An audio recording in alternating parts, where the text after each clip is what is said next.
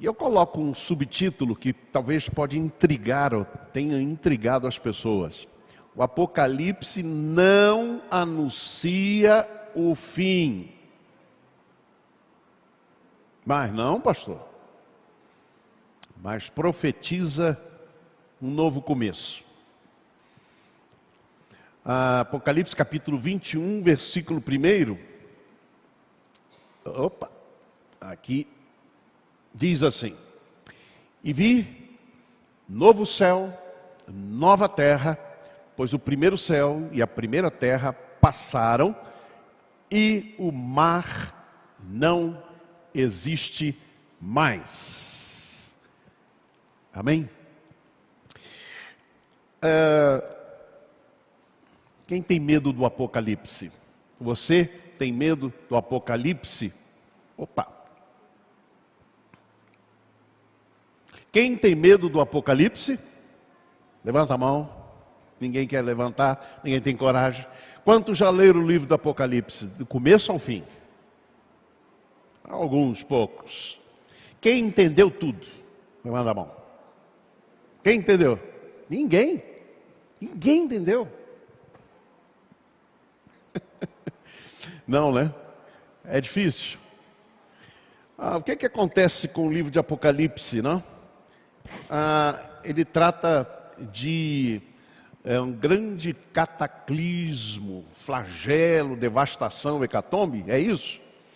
Essa é a definição do dicionário Aurélio para a palavra Apocalipse. Preste bem atenção nisso. Grande cataclismo, flagelo, devastação, hecatombe. Aí eu fui para o dicionário, o Michaelis, e ele diz assim: é uma revelação profética em forma de alegoria ou sucessão de alegorias. Alegorias são figuras, né? Símbolos, linguagem simbólica.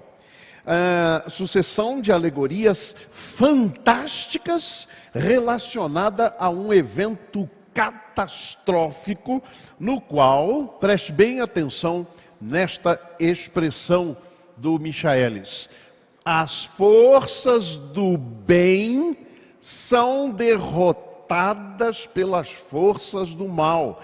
Isso está no dicionário para a palavra Apocalipse. É exatamente o que o Apocalipse não é. Exatamente o que o Apocalipse não é. Não é? Alguém já disse que o maior problema da Bíblia não está nela, mas nós que fazemos a leitura, e esse é o problema. Alguém expressou assim sobre o Apocalipse: Apocalipse, céu caindo, mas que bom, perto dele afinal. É uma outra percepção sobre o Apocalipse. A ideia do céu chegando, então estou mais perto dele. Né? Um outro autor disse o seguinte: a cada dia que passa o Apocalipse deixa de ser um medo e se torna uma esperança. Esse autor começou a entender o que é o Apocalipse. Começou a compreender. Eu quero nessa manhã, e eu prometo que eu vou ser bem rápido naquilo que eu quero falar, que nós introduzimos semana passada, e hoje eu quero, aliás, semana retrasada, né? Porque semana passada a gente falou sobre o pense laranja, né? Demos uma paradinha no Apocalipse. Hoje, eu quero, na verdade, dar uma visão panorâmica, não sobre o livro em si, mas sobre qual é a mensagem, qual é o objetivo. O que é, afinal de contas, o Apocalipse? Será que estas ideias do dicionário e a ideia popular sobre Apocalipse como catástrofe, hecatombe, destruição, será que isso está certo? Será que esta é a mensagem?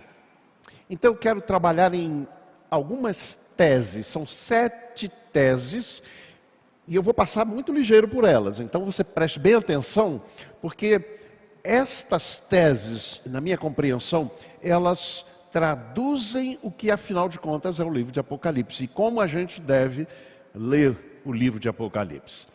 A primeira tese é a seguinte: o Apocalipse se insere num tipo de literatura apocalíptica. Esse era o nome dessa literatura. Escrita em tempos difíceis, para encorajar o povo oprimido e perseguido a manter a fé e a esperança. Lembram daquela ideia do Michaelis, do dicionário? As forças do bem são vencidas pelas forças do mal? Não tem nada a ver. O Apocalipse fala a pessoas que estavam sendo oprimidas e perseguidas e os desafia a manterem fé e esperança. Esse tipo de literatura, a chamada literatura apocalíptica, ela foi produzida entre 200 antes de Cristo e 200 depois de Cristo. Não? Quando a gente está falando de um tipo de literatura, por exemplo, quando a gente pensa as formas de expressar ou de contar um evento, você pode contar com poesia, você pode contar ele como prosa, uma narrativa, às vezes até seca. A poesia enfeita um pouco, né? Pois bem, a literatura apocalíptica era um tipo de literatura em que se usa símbolos, em que se usam imagens bastante, irreais, né? Mas a mensagem é o principal. Na Bíblia, nós temos o livro de Daniel, que se insere nesse tipo de literatura apocalíptica, e com isso eu estou dizendo que o livro de Daniel foi escrito no segundo século, ou até o segundo século, ou no período do segundo século, antes de Cristo. Então o livro de Daniel, Isaías capítulo 13 e 14, Ezequiel capítulo 1 e capítulos 28 a 39, o livro de Joel, profeta Joel, capítulos 2 e 3, e Zacarias, capítulo 9 a 14. Se você lê esses livros, você vai perceber esse tipo de imagem. Está lá uma imagem. Obrigado. Fora da Bíblia, existem também exemplos de literatura apocalíptica? Sim. Nós temos o livro de Enoque, Salmos de Salomão, Odes de Salomão, Testamentos dos 12 patriarcas, Livro dos Jubileus, segundo Esdras, Apocalipse de Baruque. Pastor, então o Apocalipse não é um livro único? Não. Ele é um exemplo desse tipo de literatura apocalíptica. Agora, há uma diferença entre o Apocalipse e essa literatura apocalíptica. Talvez por isso é que o Michaelis mencionou esta ideia das forças do mal vencendo as forças do bem. É porque o Apocalipse, ao contrário da maioria destes, ele não fala sobre a vitória do mal. Pelo contrário, fala da vitória de Cristo. Tá ok? Mas preste bem atenção nesse detalhe. Então essa é a primeira tese. O Apocalipse é um tipo, ou se insere dentro de um tipo de literatura que é bem comum nesse período de 400 anos e que tem este tipo de forma de falar, de dragão com 7 cabeças, etc, etc, etc. Tá ok? Segunda verdade que quero trazer para vocês, ou segunda tese sobre o Apocalipse, é que o tema central do livro do Apocalipse é a revelação de Jesus Cristo. Este é o tema central. O tema central não é o fim do mundo, não é a destruição da humanidade. Aí você verifica que a visão popular acabou se inserindo, se colocando, se sobrepondo à visão bíblica. Este não é o principal no livro do Apocalipse. A gente percebe pela sua própria expressão, não é? Quando nós lemos o livro de Apocalipse, logo no primeiro versículo, ele vai dizer o seguinte. Está aqui, vamos lá. Ele começa dizendo: revelação de Jesus Cristo, que Deus lhe deu para mostrar aos seus servos as coisas que em breve, guarde isso, em breve devem acontecer, e que ele, enviando-os por intermédio do seu anjo, notificou ao seu servo João. Era uma mensagem, portanto, de Jesus àquela igreja cristã sofrida do primeiro século. Era uma revelação de Jesus àquela igreja. Tá ok? Fiquem bem atentos, portanto, no tema central do livro de Apocalipse. Aliás, deixa eu ler o versículo 3. Diz assim: bem-aventurados. Bem-aventurados. O que é bem-aventurado mesmo? Felizes. Olha só. Felizes aqueles que leem e aqueles que ouvem as palavras desta profecia. Alguém lendo o Apocalipse ficou feliz aí? Porque nós estamos permitindo que a visão popular de catástrofe, de vitória do mal sobre o bem, esteja presente. Mas a revelação tem o objetivo de nos tornar felizes. É para a gente ler o Apocalipse e ficar feliz. Esse é o objetivo do livro. Este é o centro da mensagem do Apocalipse. Bom, o livro de Apocalipse se insere num tipo também de literatura cristã, especificamente cristã. Quando eu falei sobre literatura apocalíptica, eu me referi à literatura judaica, tá bom? Mas a literatura cristã, que foi chamada de escatologia. Quem sabe o que é escatologia? Levanta a mão. Ninguém sabe o que é escatologia? Escatologia é definida como a doutrina das últimas coisas. Escatom, últimas coisas. Escatologia, logos, logia, significa doutrina. Então, doutrina das últimas coisas. Quando eu fiz a prova de doutorado lá na Alemanha, eu escolhi fazer sobre o tema de escatologia. Não é? E foi terrível. Porque eu me lembro que a pessoa que estava fazendo a prova comigo, prova oral, ele me perguntou assim: cite os eventos todos da escatologia cristã. E tinha que falar em alemão, você imagina.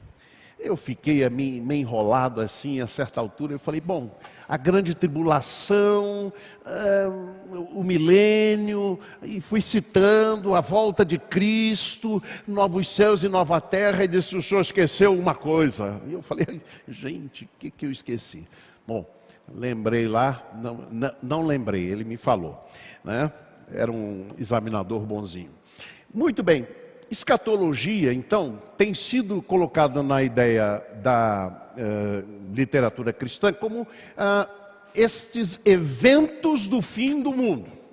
Tá bom? Escatologia, eventos do fim do mundo. Doutrina das últimas coisas. Fim do mundo, novo céu, nova terra, etc, etc. Mas existe um autor chamado Jürgen Moltmann, alemão, que escreveu Teologia da Esperança. Em 1952 ele escreveu esse livro, é um livro preciosíssimo, e é bem interessante porque ele faz uma nova definição de escatologia. Sabe o que ele diz? A escatologia não é a doutrina das últimas coisas, é a doutrina da esperança cristã. Amém? Quem espera em Cristo, diz Jürgen Moltmann, quem espera em Cristo,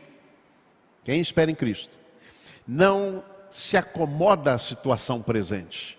Ele começa a contradizê-la. Quem sabe o que nos espera no futuro, a esperança cristã não se acomoda ao tempo presente. Começa a sofrer pela realidade presente que nega aquilo que será na eternidade, o que Deus preparou para aqueles que o amam. Então coloque isso na mente. Escatologia não é doutrina das últimas coisas, mas doutrina da esperança cristã. Quarto lugar, quarta tese. Para fazer sentido para nós hoje, o Apocalipse precisa ter feito sentido para os seus primeiros destinatários. Vamos imaginar uma imagem. Um avião em turbulência. Quem já passou por uma situação de turbulência em avião? Todo mundo, né? Que já viajou de avião, né? E eu me lembro que a primeira vez, ou uma das vezes que fiz esse trajeto até a Europa, né? Até a Alemanha, onde eu morava, e eu me lembro que levantou o voo e ele começou a ter turbulência. E foram 9 horas de turbulência. Né? Eu acostumei, a certa altura, disse, se cair já foi, estou salvo, né? Turbulência. Vamos imaginar então, você está dentro do avião, e ele vem com uma turbulência severa. Irmão Paulo, que foi piloto de avião há muitos anos, né? Ele me disse uma vez, pastor, fique tranquilo, turbulência não derruba avião. Falei, beleza, irmão. Mês seguinte eu fiz uma viagem de avião, começou a ter turbulência. Falei, irmão Paulo, estava errado, vai derrubar. Então, vamos imaginar que você está num avião com turbulência e de repente o piloto manda a seguinte mensagem. Senhores passageiros, fiquem tranquilos, que esse problema de turbulência será resolvido daqui a 100 anos. Fiquem tranquilos. Vai ser resolvido, daqui a 100 anos está resolvido, não tem mais turbulência. Qual o sentido? Renata, faz sentido para você isso? O que é que você falaria para esse piloto? Não é? Não adianta. Pois bem, o Apocalipse tem sido às vezes interpretado assim.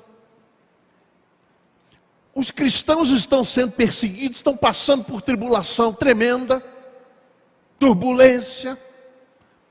Aí João, que está na ilha de Patmos, exilado, escreve um livro dizendo para eles, fiquem tranquilos, no século 21, 22, Jesus vai voltar, vai acabar com esse problema todo. Faz sentido?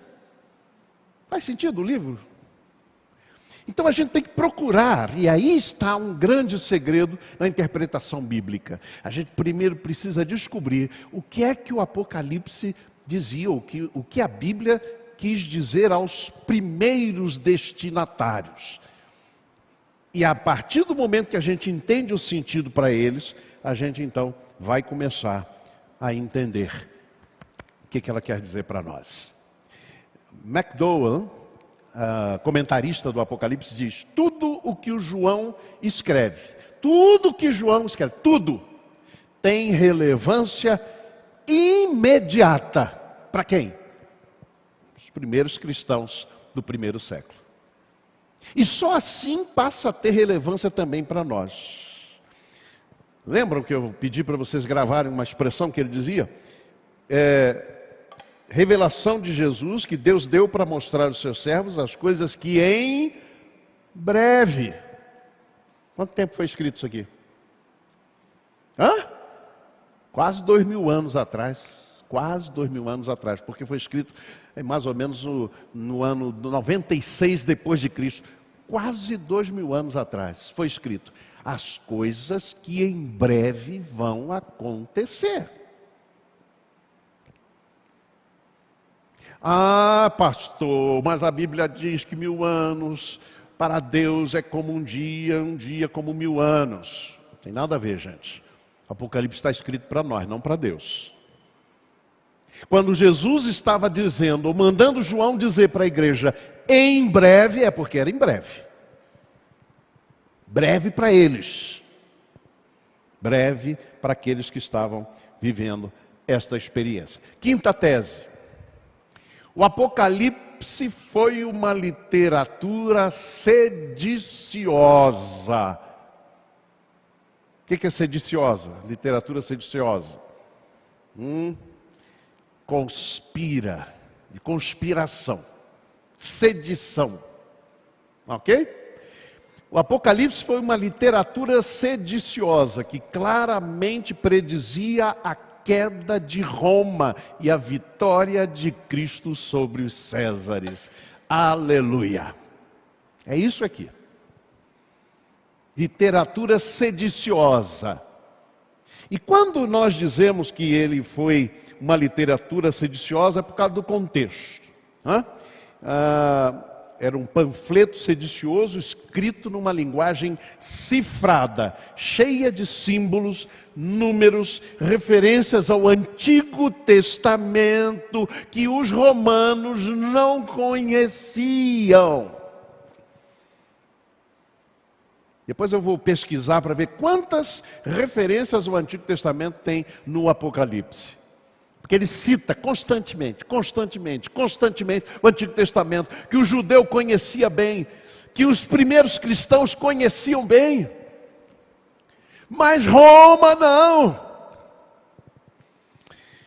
O livro foi escrito durante o reinado do imperador romano Domiciano, 81 a 96 depois de Cristo. Os autores cristãos do segundo e terceiro século o identificavam como um perseguidor cruel de cristãos. Tertuliano, que foi escritor cristão, 160 a 220 ele viveu, ele o chamou de a outra metade de Nero. Vocês lembram quem foi o imperador romano Nero? Foi aquele que queimava cristãos, mandava fincá-los em estacas para iluminar as estradas de Roma. Foi aquele que incendiou Roma e botou a culpa nos cristãos. Foi aquele que tinha a famosa expressão que dizia assim: Christianus ad leonem, mandem os cristãos aos leões. Este era Nero. Pois bem, Domiciano foi chamado a segunda parte, o segundo lado de Nero. Porque ele foi tão cruel, talvez até mais cruel, do que Nero. Irineu de Lyon o chamou de o anticristo. Este Domiciano. Gente, é isso que o povo está vivendo naquele momento. Neste momento, João escreve e utiliza uma forma, um formato, um tipo de literatura chamada literatura apocalíptica. Ele inverte a mentalidade da literatura apocalíptica, que era da vitória do mal sobre o bem. Ele inverte isso para dizer o seguinte: olha, gente, fiquem firmes, tenham esperança, Cristo é vitorioso. Não é Domiciano que vai vencer a gente. Por isso é sediciosa.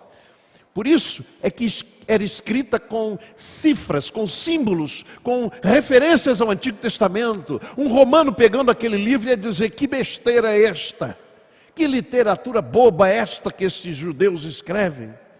Qual é o sentido de uma besta do mar, outra besta da terra, um dragão com 7 cabeças? Qual é o sentido disso? Cavalo branco, cavalo amarelo, cavalo preto, cavalo vermelho. Qual é o sentido disso? Os romanos não entendiam. Então era nesse sentido, gente, que o Apocalipse fazia sentido para aqueles irmãos. João usou símbolos para esconder ideias que trariam complicações aos leitores do livro, caso as autoridades romanas os descobrissem. Então ela vinha no enigma, ela vinha cifrada. As verdades de natureza revolucionária contidas no livro podiam ser escondidas com segurança sob símbolos estranhos, compreensíveis aos cristãos, mas ininteligíveis aos romanos. Sexta e penúltima tese do Apocalipse. Vocês entenderam as teses aqui? Entenderam? Sexta e penúltima. Entre mensagens para a igreja do primeiro século e profecias acerca do tempo futuro, o Apocalipse mostra princípios sempre válidos na experiência cristã. Ah, pastor, mas o senhor disse lá que o Apocalipse não falava do fim do mundo. Sim, não é este o tema central. É este o sentido que eu quis dar. O Apocalipse falava do passado para aqueles primeiros cristãos. Fala do futuro, sim, porque vai haver uma nova realidade no futuro, quando Cristo finalmente voltar e levar os seus consigo. Mas ele tem também uma mensagem para nós no presente.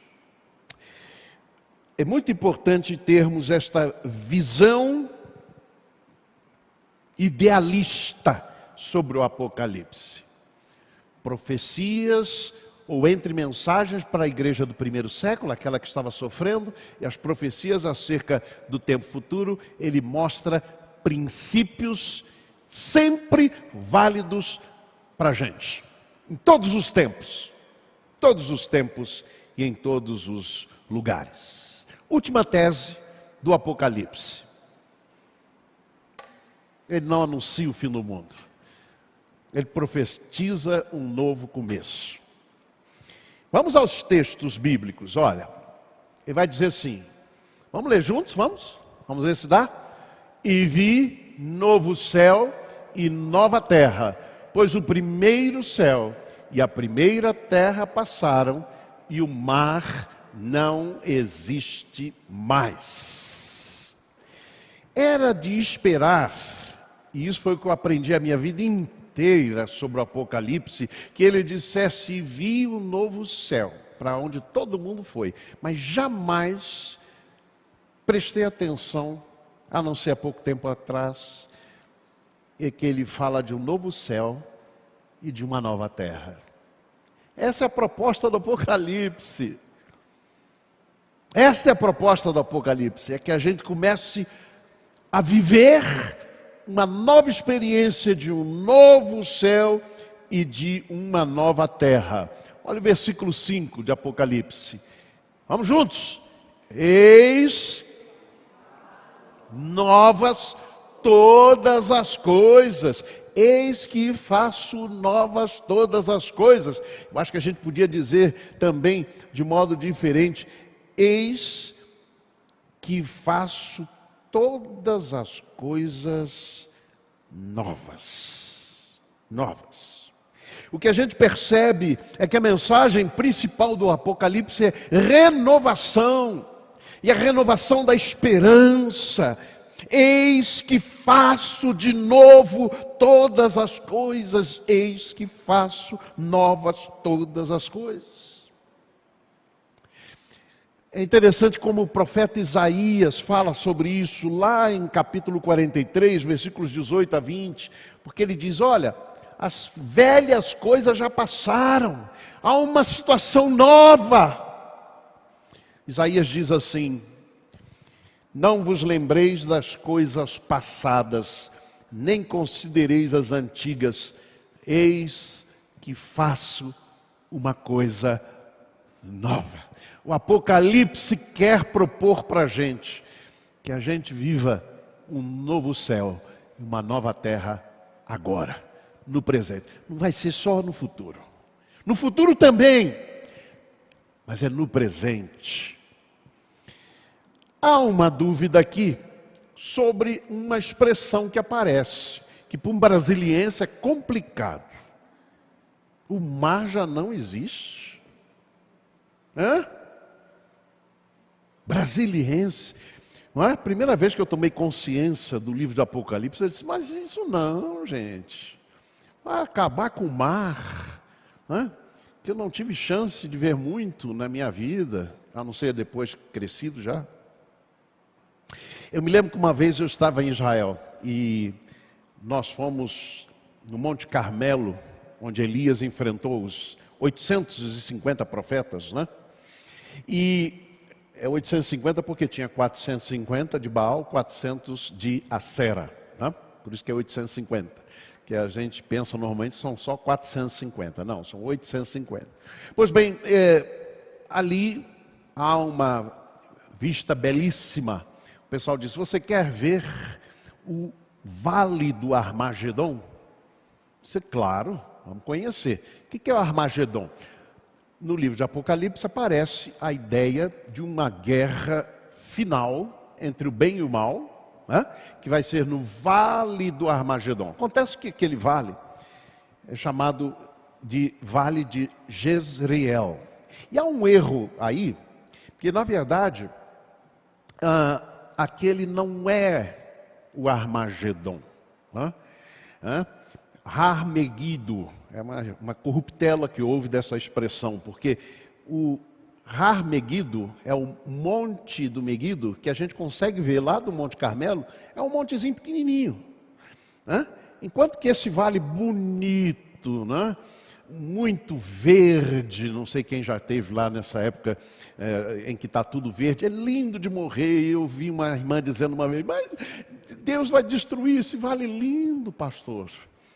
Mas exatamente porque existe essa ideia.